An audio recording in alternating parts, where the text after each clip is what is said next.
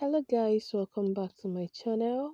Today I'll be showing how I prepared this native delicacy called Okpa. Now on your screen you'll be seeing my red oil in my container. Then the ingredients, that's the salt, the pepper, grounded pepper, and the uziza seed. I grounded it. I like adding uziza seed because of this aroma it gives the okpa. So now those are the three ingredients, and I'll be showing you the okpa itself. I like putting my okpa in a very tight leather like this to prevent air from entering it. I tie all my okpa separately like this so that air could not enter it. Then that's my bowl, very neat and rubber bowl which I like using for turning okpa so that it will give me the ability to turn the okpa properly and appropriately, removing all the seeds that could come from it. And then at this point, I'll be mixing the ingredients. I'll start by adding the uziza seed, followed by the pepper. Okay, after the pepper comes the salt. So we add the whole ingredients neatly and about to mix them. So after I've added them, I'll bring my turning stick and add my oil. Remember, my turning stick is waiting for me and my boiling water is also there. I'll mix it to form a lukewarm water. Then that's my turning stick, turning the whole ingredients gradually and until it is properly mixed. Then I'll add my lukewarm water. Remember, it is a lukewarm water. It's not so hot, it's not so cold, because you don't actually have to use so cold or so hot water for mixing the okpa. So while I'm adding it, I realized the oil is not as red as I wanted it. So I added more oil, which you'll see very soon. Okay, after the red oil, I had to start mixing to ensure it mixes properly. Now I'm about to add the okpa inside the mixture. I'm trying to untie the okpa and also stirring it. Now I'll start pouring the okpa into the mixture gradually until the whole okpa is finished inside the bowl.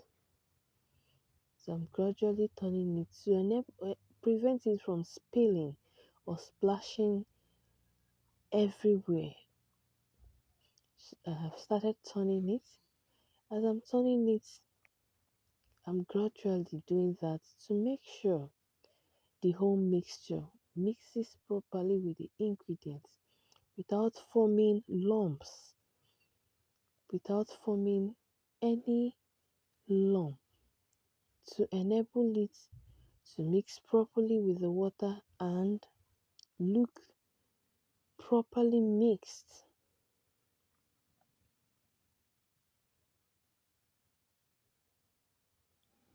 So as I'm turning it, if you look around, the ingredients have mixed. It's almost mixing properly. You see how red it is looking? That is how I love my okpa. That was why I added more oil initially. That's my lukewarm water I added to help mix properly and help me get the desired thickness for my okpa. You can also make your okpa thick. You can also make it very soft depending on how you want it. So we keep mixing. As I'm mixing the okpa, remember my boiling water is on the gas cooker waiting for me. Remember, before you add your okpa to cook, your boiling water must boil to 100 degrees so that it will cook properly. I'm adding more water to enable it get to my desired thickness. And I'll keep stirring. Stir as much as you want. Never stop. Remember, a lot of people would want to use their hands to stir to make sure they remove every seed inside the okpa. But no, I prefer using my turning stick because it will still remove it. And now this is the extent we've gotten to after stirring and adding lukewarm water. We will keep adding lukewarm water until the desired thickness is gotten.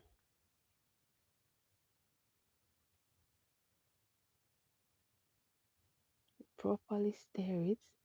This is a very detailed video. I brought out my time to make a detailed video like this for my friends and my community who does not or have never made this type of meal before and does not know how to make this meal. From this video, I know you'll be able to learn properly how to make this up. And through this video, you can also make your okpa the way you want. So at this point, I've gotten my desired mixture and the desired thickness. That was why I brought my scooping spoon and removed the turning stick. So at this point, you're preparing to start putting in the ladle for proper cooking. So at this moment, I also added a little water because I've not gotten the exact thickness I wanted. Remember, your own can be thicker, your own can also be softer, depending on how you want it. So at this time, we are trying to start putting in the ladle for cooking.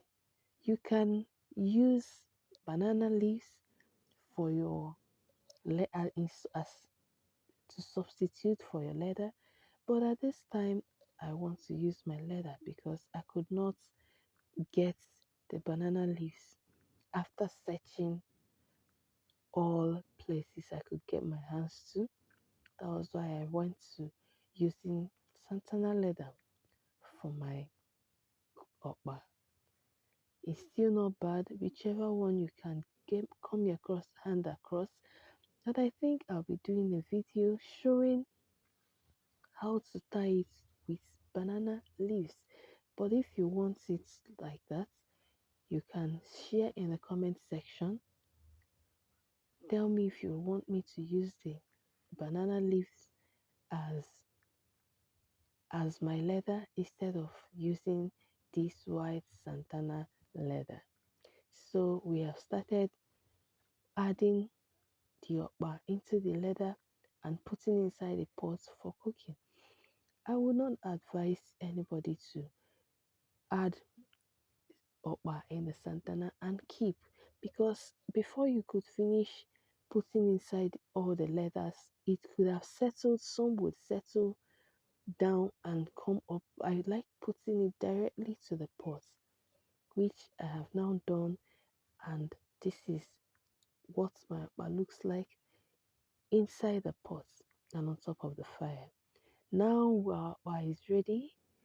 Very delicious okpa. I invite you to come and enjoy this meal with me. It's so delicious, so yummy, so colorful, exactly the way I like it. Please do me well, like this video, share, and subscribe to my channel. We'll be getting more of this native foods.